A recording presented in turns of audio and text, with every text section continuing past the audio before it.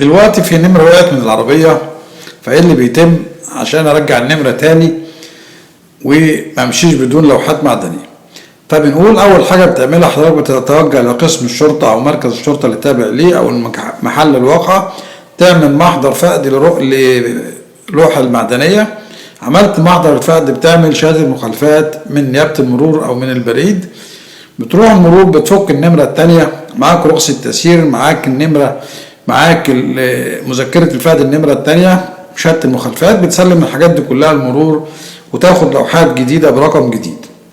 يبقى بعمل شهادة مخالفات عشان انا مش هصرف نفس الرقم تاني، هاخد رقم جديد.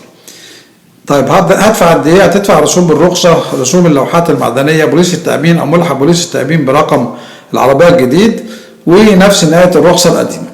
تمام، بس هاخد لوحات جديدة ورخصة جديدة. تمام.